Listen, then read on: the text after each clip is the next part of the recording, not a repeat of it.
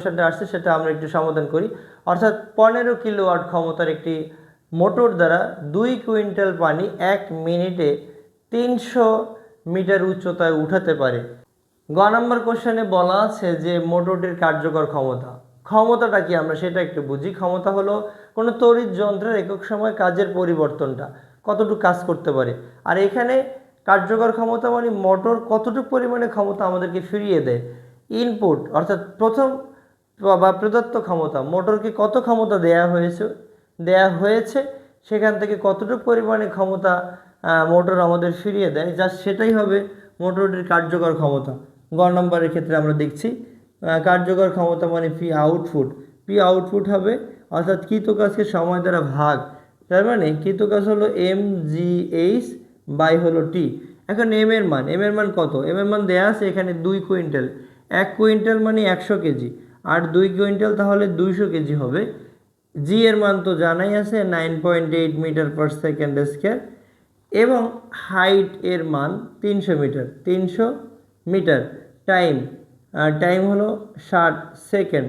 তো এখান থেকে আমরা এম এর মান হলো 200, জি এর মান হলো 9.8, হাইট এর মান হলো 300, যাকে আমরা 60 সেকেন্ড দ্বারা ভাগ করব।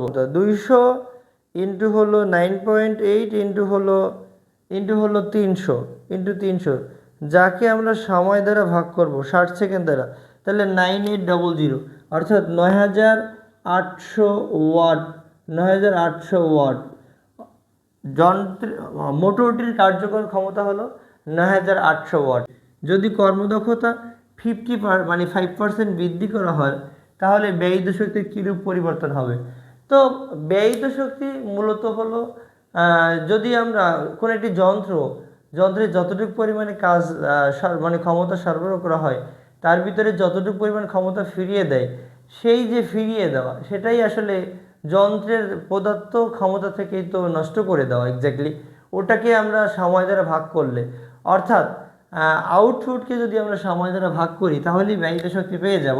তাই ব্যয়িত শক্তি আমরা বলতে পারি, যেমন আমরা জানি আউটপুট বা ক্ষমতা পি ইজ ইকুয়াল টু ডাব্লিউ/টি, ডাব্লিউ/ইও বলতে পারি। অর্থাৎ কোনো পানি বা কোনো বস্তুকে নির্দিষ্ট উচ্চতায় উঠানো, সেটা তো বিভব শক্তি অর্থাৎ কৃত কাজ, ডাব্লিউ/ই বলতে পারি। তার মানে এখানে যদি আমরা বলি ই ওয়ান অথবা ডাব্লিউ1 যদি বলি, তাহলে এটা হবে আউটপুট ইন্টু হলো টাইম টি। তো এখানে আউটপুটের মান কত দেওয়া আছে? এখানে আউটপুটের মান আমরা পেলাম গ নম্বর থেকে 9800, যাকে আমরা সময় দ্বারা ভাগ করব 60 সেকেন্ড দ্বারা ভাগ করব। যদি 9800কে আমরা 60 সেকেন্ড দ্বারা ভাগ করি তাহলে আমরা কিন্তু প্রথম ক্ষেত্রে এই মোটরের ব্যয়িত শক্তি পেয়ে যাব 588,000, অর্থাৎ 5,88,000 জুল পেয়ে যাব। প্রথম ক্ষেত্রে মোটরের ব্যয়িত শক্তি হলো 5,88,000 জুল। এবারে আবার যদি কর্মদক্ষতা 5% বৃদ্ধি করে, এখন কর্মদক্ষতা কত আমরা সেটাই জানি না, এবারে আবার 5% বৃদ্ধি করতে বলা হলো, তাহলে আমাদের প্রথম কাজ হলো কর্মদক্ষতা বাড়াতে হবে, মানে কর্মদক্ষতা নির্ণয় করতে হবে। তো কর্মদক্ষতা ইটাই ইকুয়াল আমরা বলতে পারি পি আউটপুট বাই হলো পি ইনপুট ইন্টু হলো 100%।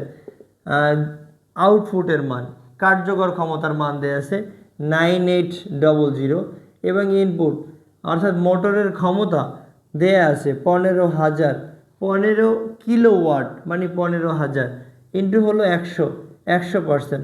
তাহলে এখান থেকে আমরা মোটরের কিন্তু কর্মদক্ষতা পেয়ে যাই। কর্মদক্ষতা কত? মোটরের কর্মদক্ষতা হলো 9800 ইন্টু হলো 100, যেটাকে আমরা ভাগ করব 15,000 দ্বারা। তো 65.33% এই মোটরের কর্মদক্ষতা আমরা পেয়ে যাই। তো কর্মদক্ষতা যদি আমরা বাড়াই, কত পার্সেন্ট বাড়াবো? এবারে এই কর্মদক্ষতাকে যদি আমরা দশমিক ভগ্নাংশে নিয়ে নিই, তাহলে 65.33কে যদি আমরা 100 দ্বারা ভাগ করি তাহলে এটা হচ্ছে জাস্ট আমরা যদি কর্মদক্ষতাকে যদি আমরা বাড়াই, কর্মদক্ষতা হলো জাস্ট 65.33%। এর সাথে যদি আমরা আরও 5% বৃদ্ধি করি তাহলে এটা হবে 70.33%। এবারে যদি কর্মদক্ষতা বাড়ানো হয় ইটা প্রাইম 70.33% বাড়িয়ে এটা পেলাম। এটাকে যদি আমরা দশমিক ভগ্নাংশে নিয়ে নিই তাহলে এটা হবে 0.3033%।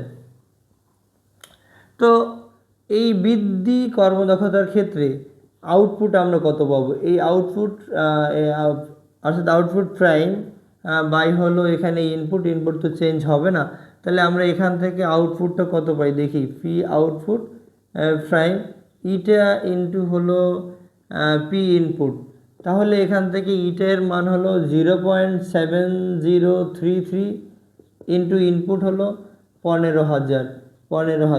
তাহলে আমরা এখান থেকে এই মোটরের জাস্ট দ্বিতীয় ক্ষেত্রে মোটরের আউটপুটটা পেয়ে যাব বা কার্যকর ক্ষমতা পেয়ে যাব। কর্মদক্ষতা বাড়লে তো জাস্ট এখান থেকে কার্যকর ক্ষমতা বেড়ে যাবে 0.7033, এটাকে আমরা গুণ করে দেব 15,000 দ্বারা, তাহলে এখান থেকে আমরা পাচ্ছি 1.05495 ইন্টু 10⁻⁴ ওয়াট এটা পাচ্ছি। তো আমরা এইবারে ব্যয়িত শক্তি বের করব। ব্যয়িত শক্তি তাহলে আবার কি করা যাবে, পি আউটপুট প্রাইম বাই হলো এখানে W2 বাই বা E2 বাই হলো টি। তাহলে এখান থেকে আমরা যদি E2 এর মান আমরা এখানে জাস্ট W2 বা E2 বলতে পারি, এর মান হবে পি আউটপুট প্রাইম ইন্টু হলো টি। তাহলে এটা এই জাস্ট যেই প্রাপ্ত রেজাল্টকে আমরা যদি সময় দ্বারা গুণ করে দিই 5495, সেকেন্ড টাইম মোটরের যে আমরা ব্যয়িত মোটরের যে কার্যকর ক্ষমতা পেলাম সেটাকে যদি আমরা এই প্রযুক্ত সময় দ্বারা ভাগ করি তাহলে আমরা কিন্তু এখান থেকে এই মোটরের ব্যয়িত শক্তিটা পেয়ে যাব। জাস্ট 60 দ্বারা গুণ করলে পেয়ে যাব 632,970, অর্থাৎ 6,32,970।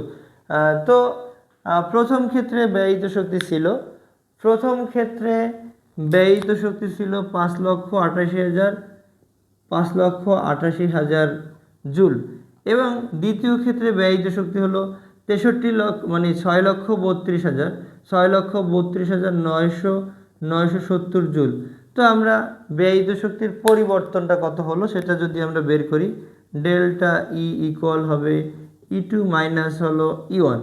E2 কত, 6,32,970 থেকে বিয়োগ করব আমরা 5,88,000 জুল এটা, তাহলেই আমরা এখান থেকে পেয়ে যাব যে মোটরটির ব্যয়িত শক্তির পরিবর্তনটা কত। মোটরটির ব্যয়িত শক্তি 6,32,970 থেকে আমরা 5,88,000 বিয়োগ করব, তাহলে আমরা পাচ্ছি এখান থেকে 44,970 জুল। এক্ষেত্রে পেয়ে গেলাম যে মোটরটির ব্যয়িত শক্তির পরিবর্তন হলো 44,970 জুল।